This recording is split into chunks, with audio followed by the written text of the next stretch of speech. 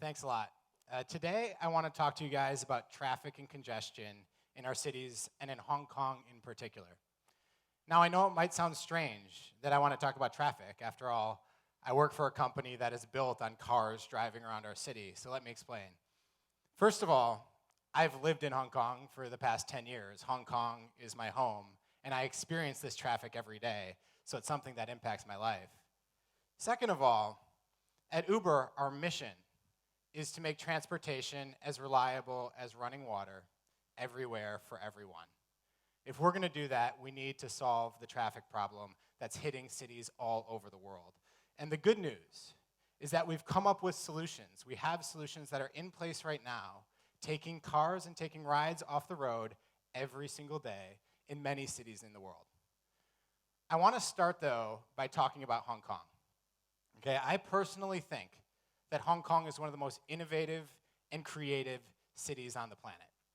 Now, if you disagree or if you don't believe me, just look at how we use space.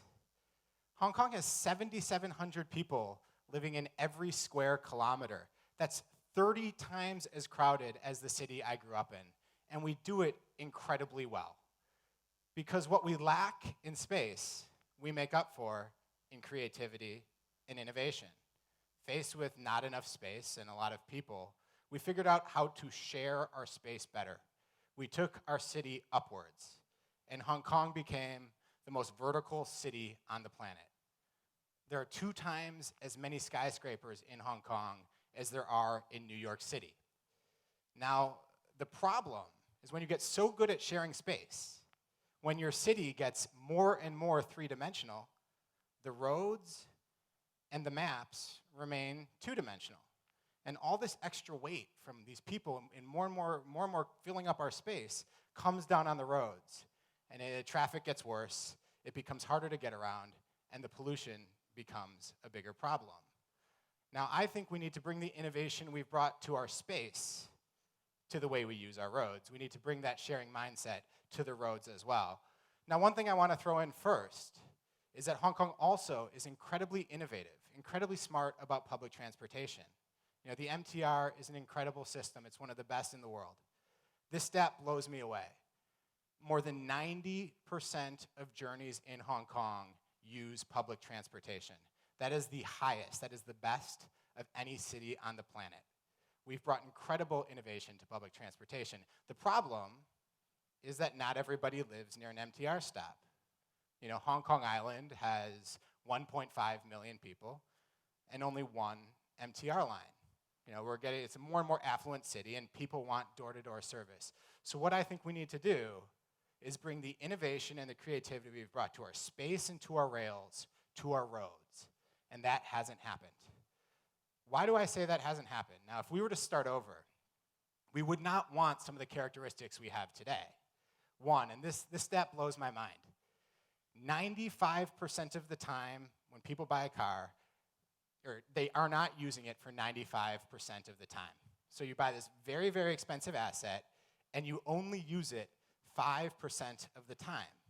So these cars are filling our city, and they're taking up more and more parking spaces. It doesn't make a ton of sense. So we have to build more parking spaces, and that precious space we have goes to the cars instead of to other things.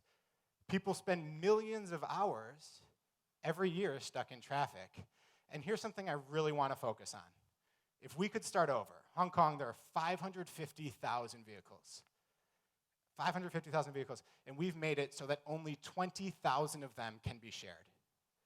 A city that has made magic by sharing space has decided that all 550,000 cars in the city, only 20,000 can be shared, the others cannot, okay? Now, when we talk about transport, the debate is always, or not always, but it tends to focus on those 18,000 taxis. The taxis in our city serve our city incredibly well. They work hard, they work really tough hours, they work really hard, and they serve the city well. But if we are going to figure out how to solve our problems, how to reduce car ownership, how to make traffic better, we have to get a lot more efficient about the other 530,000 cars, okay? Now, that kind of takes me to where we are. What happens in a world where you're not allowed to share cars? if I want to ride a Tesla, but I can't pay someone else to drive me, so I have to buy my own Tesla? What happens if I have a family and I want my whole family to be able to go to the beach in one car? I want to use a 7-seater, but I can't hire someone else to drive me. I have to buy my own, and that's exactly what's happening in Hong Kong today. Private car growth in Hong Kong is growing at an incredibly fast pace. Over the past 10 years, private car growth has grown by 50%. During that same time, population has grown by just 7%. If you can't share, you have to buy, okay? Now, what makes this worse is that in the last year, private car growth was faster than the decade before, so the problem is getting worse. It's not getting better. And you guys all know what happens when that happens. More of our precious space goes to parking, and traffic gets worse. The average speed in Central over this period went from 29 kilometers per hour to 23 kilometers per hour, okay? Now, I want to be clear. I think we have it bad in Hong Kong. I think traffic's a real problem here. But this is not a Hong Kong-specific problem. This is a problem we are working on all over the world. This stat will amaze you. There are cities in the United States where 33% of the space goes to parking, okay? I see the numbers for all of Asia, and Uber cars in Manila and Jakarta, on average, go much slower than in Hong Kong. But I think anyone who's been to those cities knows we don't want to go in that direction. Their traffic problems are really detrimental. And the other stat that really blows me away is in Asia, if you look at China and India, the biggest cities are adding 10,000 cars to the road every single day. This is a problem. And our cities are looking more and more like parking lots, more and more like traffic jams, and less like parks. Now, there's good news, though. And I want to spend the rest of the time talking about the solutions that Uber has come up with, okay? And I think that some of those stats I just said are the reasons that Asian cities have been embracing ride-sharing and have been embracing companies like Uber, okay? China and India, mayors all over the countries are saying we need technology to help us with this problem. Manila passed legislation just around ride-sharing to help them solve some of the problems they're facing. So I'm going to talk now about Uber, okay, and how we've come to solutions on this. And I'll start with kind of one of the punchlines, is that we have products in cities right now that have taken 12 million kilometers off the road of driving, and I'm going to get to that. But what I want to start with is a bit about how we were founded, and then I'm going to go through how we got to where we were today, where we're really contributing to congestion problems, okay? So the start, we had no big goals around around traffic. No big goals around congestion. We had two founders who lived in San Francisco, and they just wanted an easier way to get around their city. They wanted to be able to push a button and get a ride. Now, San Francisco was a lot like Hong Kong. There was a limited number of taxi medallions, and that number hadn't changed for decades, despite a lot of economic growth. So it was hard at certain times of day to get a taxi. Now, you could call hotlines and say, hey, I want a taxi, but a lot of times you'd have to negotiate the price, or sometimes the car just wouldn't show up. Overall, it just wasn't that pleasant of an experience. They said, how about we push a button and find another way? And they decided that the original idea was that they would buy 10 Mercedes and be able to push a button, and one of them would show up, and they'd all kind of have their own private driver. But they quickly realized that that was actually a really silly idea. Why should you buy 10 cars when every time they went to a hotel, there were Mercedes all over the parking lot waiting for customers who needed a trip to the airport? So instead, what they did was they gave the Uber app to the drivers of those Mercedes, or the guys who were outside the hotel, and said, we'll push a button, and when you don't have a customer, come pick us up. And it worked great. And I think that it's an interesting story, because the very first example of Uber being used was the first time that we took cars off the road. Instead of buying 10 new cars, as we're seeing here, our founders decided, let's just use the cars that are already on the road, taking up space, but aren't that busy. Let's make this system more efficient. This idea took off. People loved the idea of having choices for how they get around, and they liked integrating technology into their daily commutes. And it took off. Now, my personal role at Uber was launching cities in the beginning. So I set up our business in London. I set up our business in Amsterdam. I set up in Singapore. I set up in Shanghai. And I set it up in Hong Kong. And in every single city I went to, the demand for this service far outstripped the supply of limousines. So we said, if we're really going to get to our goal, if we're going to get to a place where people don't need to own cars, why shouldn't everybody who has a car be able to share their car?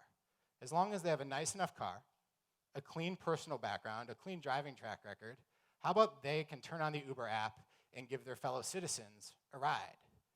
That's what we did, and that was UberX.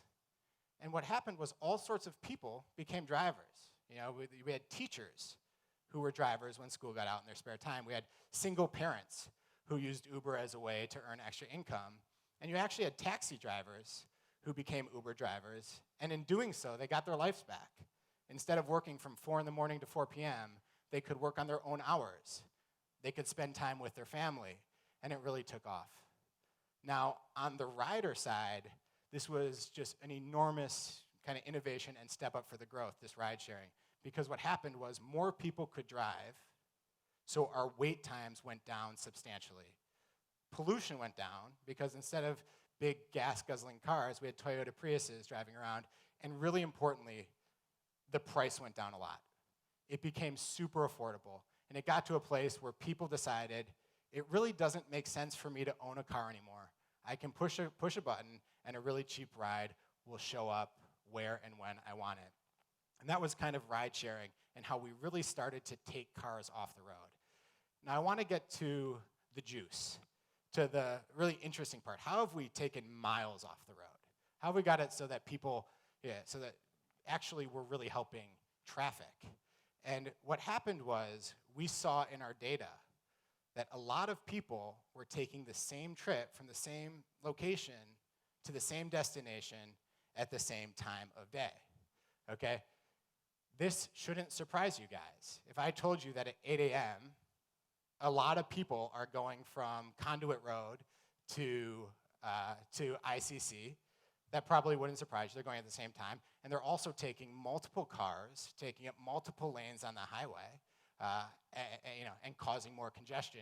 So what we did was we said, how about we put them all in the same car? And we started what's called UberPool, which is a carpooling service. Now, this product had a lot of positive effects. One was that it made it cheaper for riders because they were sharing rides. It made it better for drivers because drivers were more efficient. Their cars were full.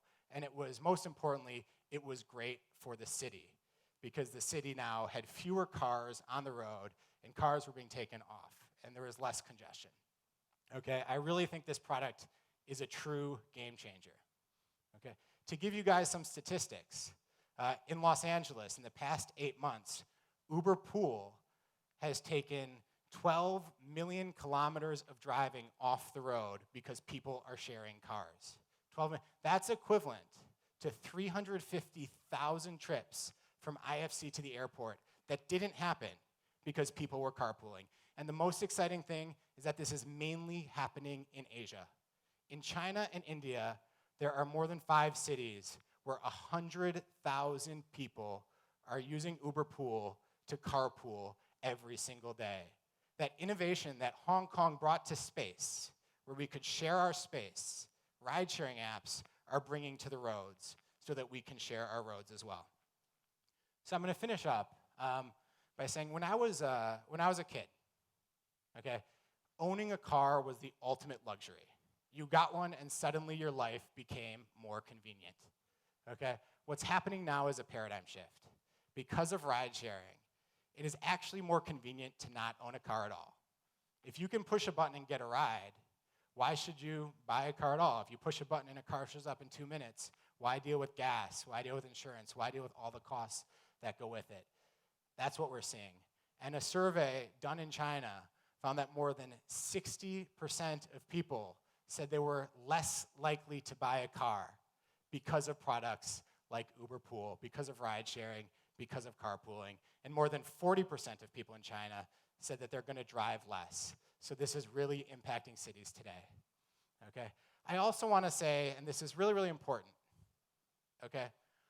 What we're asking is not that radical. What companies like Uber, what ride-sharing apps need to do well is not that radical. It is simply that people be allowed to share their car. That if I'm driving home from work and someone is going towards my house, that I be allowed to give them a ride and get paid money for my time and for the gas. It's really not that radical of a proposition. I would actually say that if we were to start over, the idea that in a city like Hong Kong, that 97% of the cars not be allowed to be shared, in a city that's made magic by sharing our space, that rules that prohibit people from sharing the roads, I would actually say that's a more radical proposition than what companies like Uber need in order to bring our technology to the cities. In conclusion, when Elon Musk was in town in January, he was talking about this problem. He was saying, we have this issue. Cities are three-dimensional, and our roads are two-dimensional. The solution we need is more tunnels. We need to make our roads more three-dimensional.